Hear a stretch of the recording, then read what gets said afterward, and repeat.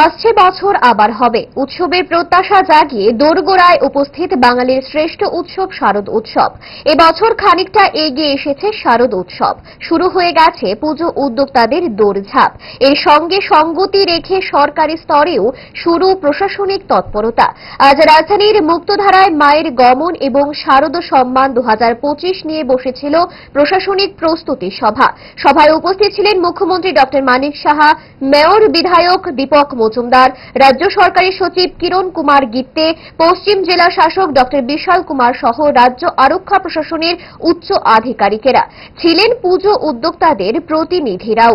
সভায় সিদ্ধান্ত হয়েছে 4 অক্টোবর হবে মায়ের গমন কর্মসূচি।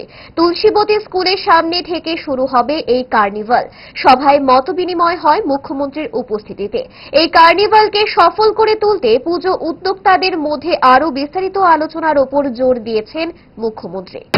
এই যে কার্নিভাল, আমরা চাইছি যে আগামী দিনে কার্নিভাল সারা ভারতবর্ষের মধ্যে মানুষ জানে, কারণ অনেক জায়গার মধ্যে এই ধরনের ইভেন্ট নিয়ে ওখানে কিন্তু পর্যটনের অনেক উন্নতি হয়।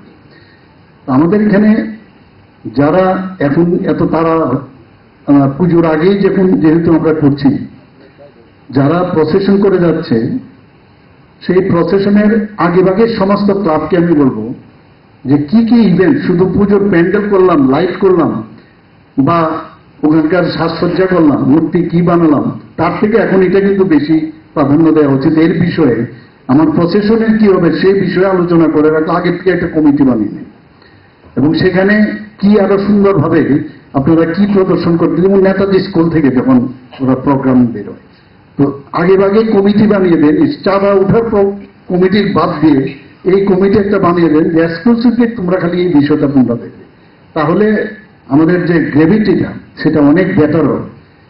সেটা ঠিকই বলেছে, কোনো জায়গায় যখন এই ধরনের প্রসেশন হয়, যখন অনেক সময় নেয় যারা ভিআইপিদের সামনে আসবে, আমি বলবো একটা টাইম ফিক্স করে দিলে বেটার, এবং টাইম ফিক্স করে দিলে যত তাড়াতাড়ি সম্ভব, যে ঠিক আছে কয়েকটা দেওয়াই যেতে পারে কিন্তু তাও টাইমের মধ্যে করতে হবে। ওখানে এসে দেখা গেল অনেকক্ষণ সময় দিল, তাহলে পেছনের ওরা কিন্তু স্টার্ট আপ হয়ে যায়। তো এইদিকে একটু সমস্ত আমি ক্লাবের কর্মকর্তাদের বলবো যে এই বিষয়টা যেন সবাই নজর দেন।